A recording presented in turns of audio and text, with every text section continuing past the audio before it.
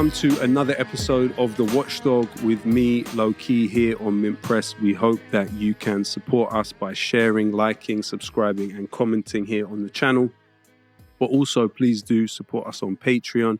We are 1,000,000% independent as an organization, and we need all the help that we can get to keep going and sustaining this work. So I'm joined this week by a very special guest, somebody who has been able to cut through the anti-Palestinian and Zionist propaganda in the British media, who is, I would say, a survivor of genocide, who has lost so much and is giving so much to all of us to help us understand better the human cost of this horrific campaign in Gaza, but also somebody who is a documenter of history. And I believe that his testimony will stand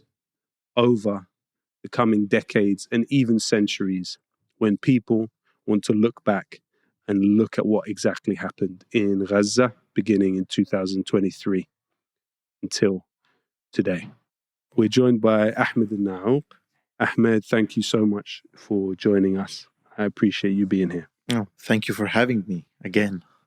Habibi. And this book, We Are Not Numbers, is the fruit of Ahmed's labor, as well as so many other Gazans. Tell us about this book, We Are Not Numbers, Ahmed. Well, thank you very much for having me again, Lowkey. Actually, this is the fruit of more than 59 Palestinian writers, young people who have been documenting these war crimes over the past 10 years. So in this book, we published 74 stories written by young people. These stories are about human stories, they're personal stories from Palestine, from Gaza, that have been written during the past 10 years. And of course, as we say in the introduction, a lot of the media always talks now during the genocide about what happened after the 7th of October. But in this book, we are trying to shed more light on the life of the Palestinians before the 7th of October and maybe what led to the 7th of October, analytically speaking. Mm-hmm. You can understand the situation in Gaza and in Palestine in general if you read the stories from the Palestinians, if you try to skip the mainstream media narrative about Palestine and the way they frame the Palestinians and dehumanize us. You just go to the Palestinians themselves, the young people in Gaza, who have been kids since the blockade started in Gaza, and who have experienced the blockade, the occupation, the genocide, and the many wars that preceded this genocide. This is a collection of the human stories of the Palestinians in Gaza, and it must be read. And in a way, what I have found often in the English language media is Zionism is discussed only ever as a sort of, and now it will start to be discussed more frankly. But growing up, you'd feel that it was only really the territory for this sort of emotional, intangible, abstract thing that a particular part of the population could feel, but the very clear subjects of Zionism, the Palestinians, were not ever allowed to speak about what Zionism meant materially to them. Mm. And a fascinating aspect, I guess, of the story that I found historically when looking at the development of Zionism is when they came to Palestine, you would have what they call the Aliyah, so the first Zionist incursion into Palestine. You were bringing people that did not really know how to till the soil and did not really know how to exist. And then it wasn't until so the first Aliyah was viewed as a failure by Theodor Herzl and other Zionist leaders. But then the second Aliyah, they started. And the reason they viewed it actually as a failure was because Palestinians had to be employed to till the soil for them. Yeah. But what that also led to was some Zionists, and this was the precursor to what would become Unit 217, which is the Duvdevan unit, which is the Musta'arabin, who they speak in Arabic, they imitate Palestinians in order to carry out arrests. In some cases, they infiltrate the community for a lot longer. But this phenomenon started prior to that with early Zionists imitating Palestinian dress and trying to. So the Palestinians have such a difficult position of being simultaneously envied and grudgingly admired because of the sort of authentic relationship with the place they seem to represent, but then hated to the point of death, hated to the point of killing, but then completely edited out of the conversation about Zionism. So a Palestinian can simultaneously have their entire life defined by the Zionist project, where they can go, where they can't go, what jobs they can have, what jobs they can't have, even the amount of family members they have. But yet they can't turn around and say publicly in the English language, this is what Zionism has meant to me. And I think that's the importance of a book like this, which has reached many people now in this country. Ahmed, could you tell us a little bit about the success, frankly, of this book? Actually, it's a huge success. Our book became an instant bestseller, number 5 in the UK. Fantastic. Although there was a genuine mistake that happened and half of the pre-orders were released before the release date. But nonetheless, we became number 5 on the Sunday Times bestseller in the UK and also the Irish Times in Ireland. We're expected to release this book in the US in September. So far, it's doing really well. It was translated into Italian. So now we have another version of We Are Not Numbers in Italian. Many translations are coming ahead. Inshallah, Spanish and French and Arabic maybe. We're still discussing. So it was a huge success. And I believe it was a success, not because I am an editor or whatever. It's because this is a collection of stories that were written by young people in Gaza who are still surviving. Yeah. Some of them were killed in the genocide, by the way. 2 of our writers who contributed here in this book. And their names? And their names, one of them is Mahmoud and the other is Yusuf Dawas. And both of them were killed in this genocide and they have stories here. Yeah. But many of the other writers and authors, they're still in Gaza right now. They're still surviving the genocide in Gaza. They're still from a place to another, and they are still starving. And people here in the UK and all around the world are sick and tired of how the mainstream media in their country is sidelining the Palestinians and not telling their stories. And people really want to understand what is going on in Gaza and what was going on in Gaza before even this genocide.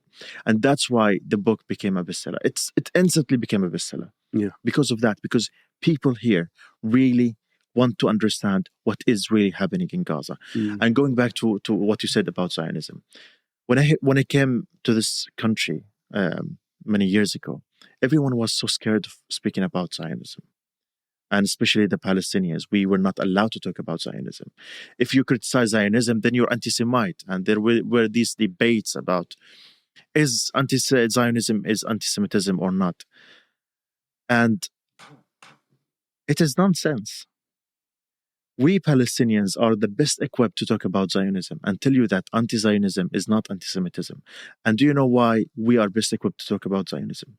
I will quote my friend Ahmed Alnaouq here when he said, we are best equipped to talk about Zionism because Zionism is a practice on us. The ideology of Zionism was a practice on my father, on my mother, on my family. My family was killed because of Zionism. My family was killed before the 7th of October genocide, my brother and my mother, because of the ideology of Zionism. My homeland was stolen away because of Zionism. I do not belong to Gaza entirely. We have lands in Jaffa. And we were kicked out of Jaffa because of Zionism. Yeah. My mother was kicked out of Beir Saba because of Zionism. We have been living through genocide and starvation and a blockade for the past 18 months because of Zionism. I lost my home because of Zionism. How cannot I talk about Zionism? We must talk about Zionism. And we all must talk about Zionism. Because I always say, in many places that it is not just the Palestinians who are being slaughtered there in Palestine. With every Palestinian killed, part of us is killed, all of us, all around the world. So the matter of Palestine is a matter of everyone. It's a matter of humanity. And we all should share this burden. And we all should think of the Palestinians, and we all should talk about those who are murdering our brothers and sisters in Palestine in the name of Zionism, in the name of this death cult ideology. Yeah. Malcolm X, he said, we didn't land on Plymouth Rock. Plymouth Rock landed on us. And that's very much the case for this ideology, which is so anti-life. And I think one aspect of what happens here is you also make opposition to Zionism and those that dare to try and speak out against it, they take a risk. They become hyper visible in a very critical way. A very critical lens is visited upon them. An attempt to irrationalize them plays out, where you try and find some sort of ulterior, irrational motive for why they're making the points they are. But you have a plethora of charities in this country which are directly aiding the Israeli army, despite the fact that they should not, according to the regulations of the Charity Commission, be doing such a thing. You have tens of individuals, at least, that we know of, that have British citizenship, that are in the Israeli military or have been in the Israeli military, even in the Golani unit, for example, the one that carried out the massacre of the paramedics in Rafah not so long ago. And so, in a way, the other question I wanted to ask you also, Ahmed, is the job that has been done on the diaspora side of things, because I feel that specifically those in the West have been targeted since Oslo with a psychological warfare that sees us as deciding that the limit of what we can do is within international law and is within NGOs. And I believe that is a direct relation to Oslo, because it said that this is the oasis, which was an oasis. It was never meant to be real. And it was all the precursor to genocide. The same as you have disarmament, whether it was Sabra and Shatila to now, disarmament has also always been a precursor to massacre. Yeah. So it's almost as if there's a fork in the road, but every direction is leading towards massacre. Yes. And if you read, Noor Masalha, the fantastic book, The Expulsion of the Palestinians, this is in the roots of Zionism from the very, very beginning. It was always the aim. The eventual aim was either population transfer, displacement, or massacre. And so now we've been sort of led to that point. How hard has it been for you, especially when watching such horrific scenes in a place that's dear to your heart and being visited upon people you love, to find a way to, this is empowerment, and I can feel that you feel more empowered post this book. How difficult has it been to carve out a way to actually be effective and confront this from outside of Palestine in the midst of all of this horror and terrible power? The type of high-tech power that Israel wields today is the magnitude of it is insane, and I think it leaves a lot of people feeling completely powerless. But you haven't, you've taken action. How difficult has it been to carve out that space? Karim, our enemy is very powerful. There may be one of the most powerful armies of all time in all the world. Not because the Israeli army is powerful, because they're bloodthirsty. They're bloodthirsty, and because they have backers. Yeah. They have all the West, and they have the US, and you have Europe, all of them behind Israel. And they have all the technology, and they have all the bombs, and they have I don't know, but Yeah. even 18 months of genocide and the war that they're waging against Palestine did not destroy their economy. I don't know, Yeah. but they seems to be well off. Mm. And we all understand that they are very powerful. Their propaganda is very powerful. Their machinery of death is very powerful. Their media is very powerful. But we are more powerful in one sense, which is that we have the truth. And it's very easy to talk about truth because we don't lie, we don't cheat, we don't spread disinformation. And once I believe that I have this power of a truth, I am indefeatable. And no matter how Israel tries to kill the Palestinians, I have to be honest with you. I'm not very hopeful about the future. I think Israel can destroy all the Palestinian people in Gaza and the West Bank and all around the world. Not all around the world, but in Gaza, the future is very bleak and it's very, very, very dark. I do not pretend to believe that maybe the Palestinians will survive this genocide. But I know eventually that this is the beginning of the end of Zionism. No matter what they does to the Palestinians are suffering and they're still suffering. Unfortunately, we tried everything in our power to stop the Israelis. We failed to stop the Israelis. But I know that in the future, Israel is not winning. In the long term, Israel is not winning because monsters can't win. Well, I mean, also, when we look at the Nakba, the first Nakba, you had a situation where there were only a few million Palestinians in existence. And Israel was able to expel almost a million of them. But since then to now, there's over 12.5 million Palestinians in the world. And so actually, in a way, if Israel's objective is to steal the land, it will be very tough to achieve, but possible. And it will take a lot of killing to do. But it will also take the killing of their own reputation forever. But also the Palestinians are not decreasing in numbers of human beings. And they're not stopping calling themselves Palestinians.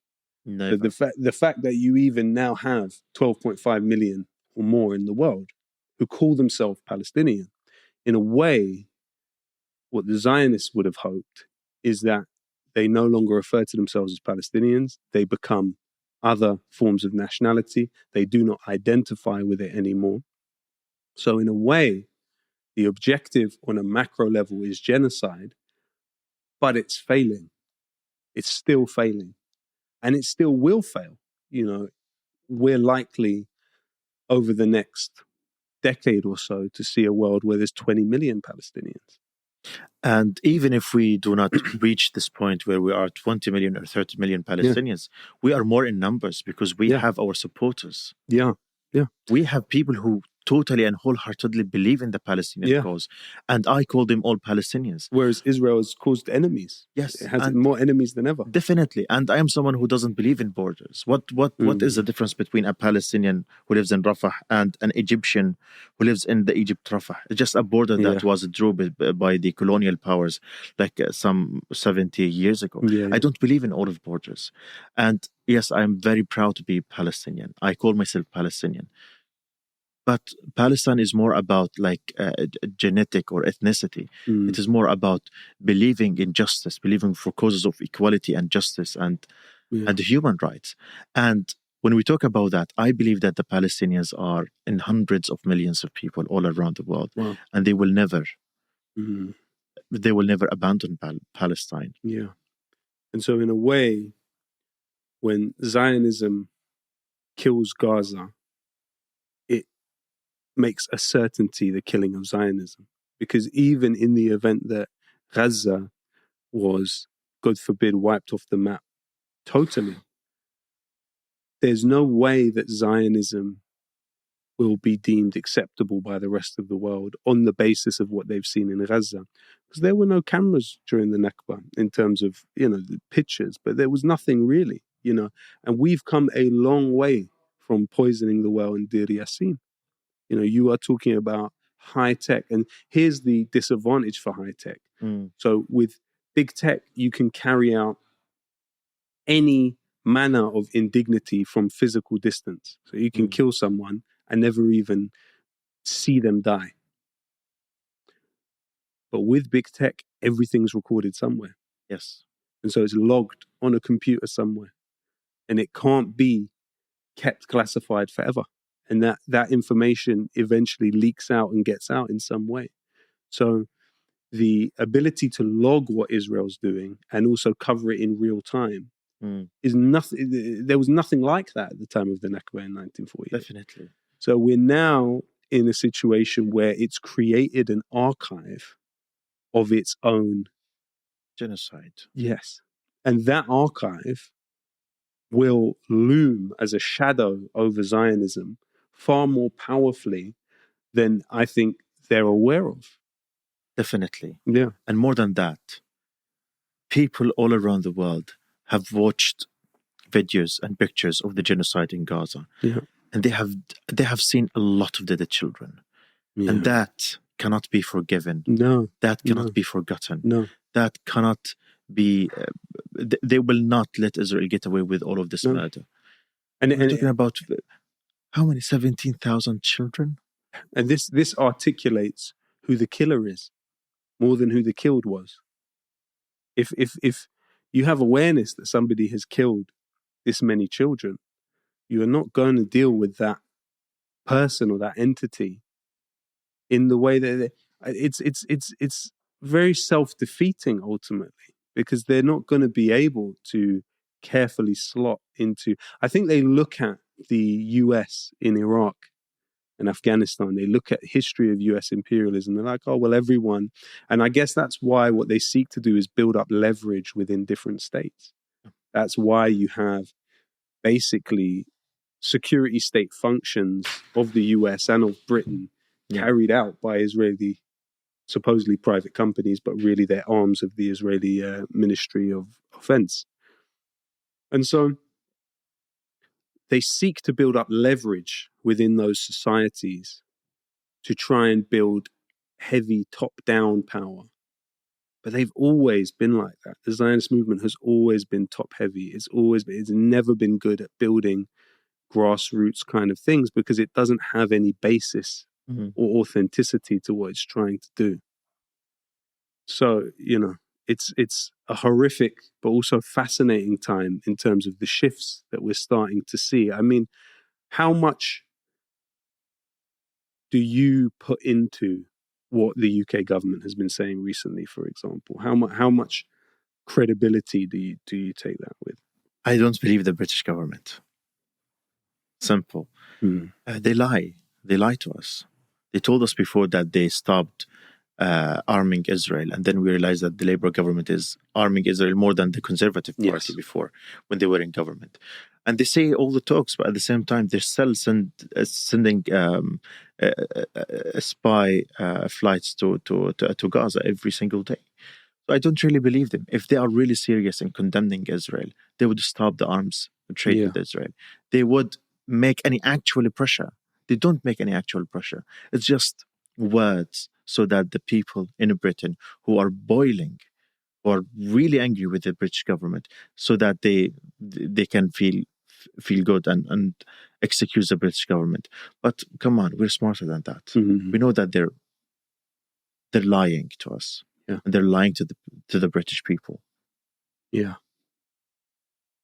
It's an insane period of human history. And, I really feel that a book like this has contributed so significantly to the documenting of all of this. Ahmed, if there was one chapter in this book that you would want... You can't ask me this question.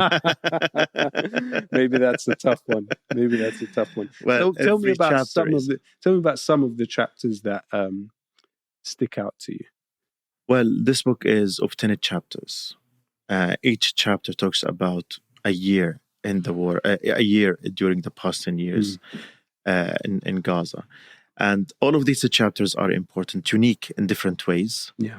But the last chapter talks about the genocide in Gaza and until the present moment. So I encourage people to read actually all the chapters. Yeah. If they want to know more about the March of Return, for example, they can go to 2019 and 18. If they want to know more about the war in 2021, they can go there. If they want to know about normal human life, they can go to the year 2016 and 2017.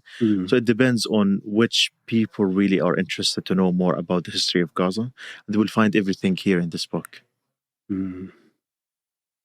And tell us also about some of the writers in there, because there's some very remarkable people I see on the list of authors.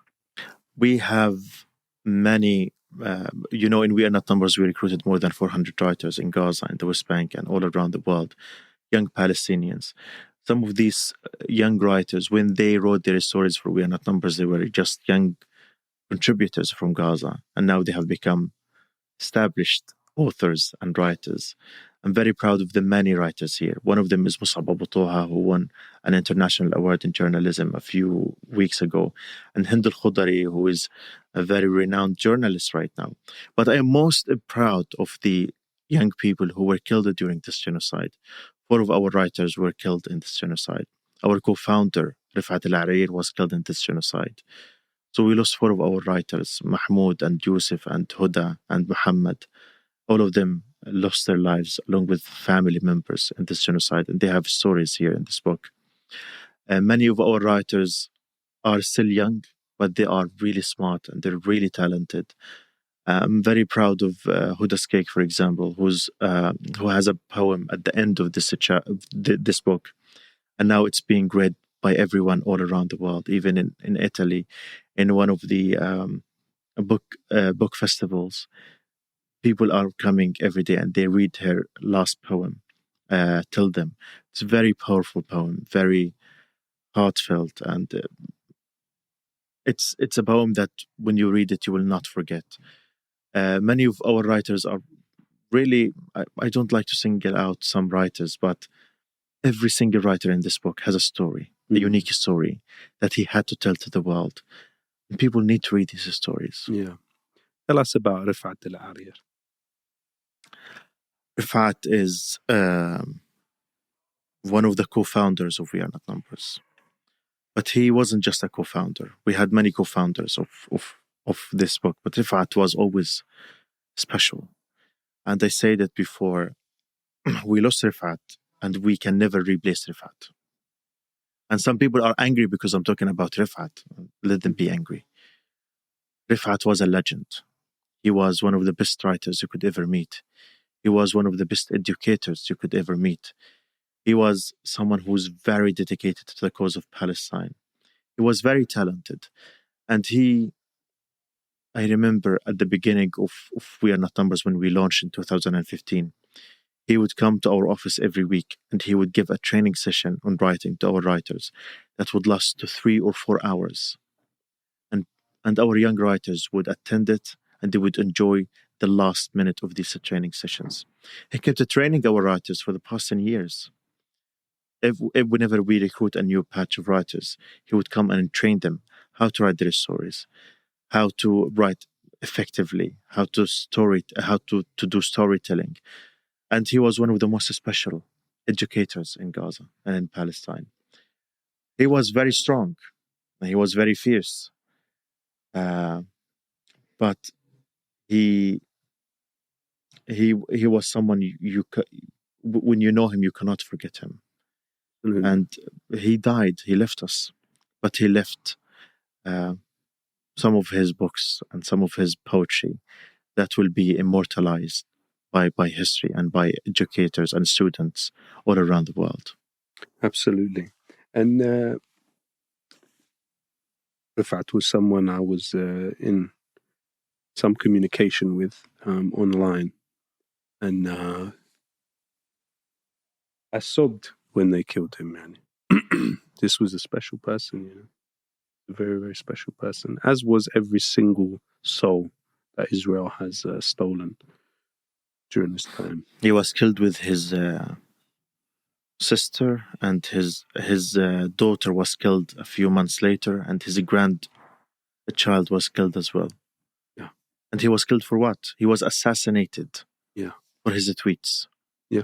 we live in a world like this where you can be assassinated with your family members for some tweets. And so-called journalists in the United States, pro-Israel journalists, can help in that targeting online. This is a very different. It's a very different Nakba. Very different. In terms of... it's an Nakba of ethics and morality as well here in the West. Of course, absolutely. Gaza has exposed everyone. The mask has dropped from everyone. Because the way that people interact with Gaza is the way that they would interact with the same equation anywhere else. Would they allow people to be killed on an industrial scale in front of them daily and not say anything if they felt it was advantageous to themselves? Yes, but Karim, that's the equation. We have to say something. Being exposed is not enough. There must be a time of accountability. Absolutely. Those who aided and abetted the genocide, those who are complicit, those who are active participants in the genocide should find accountability. And we know that there are French and British and American soldiers who went to Israel to fight the Palestinians in Gaza. And these people should find accountability. And we know about some journalists, some so-called journalists, who went to Gaza embedded in Israeli army. And then they wrote a book about Gaza.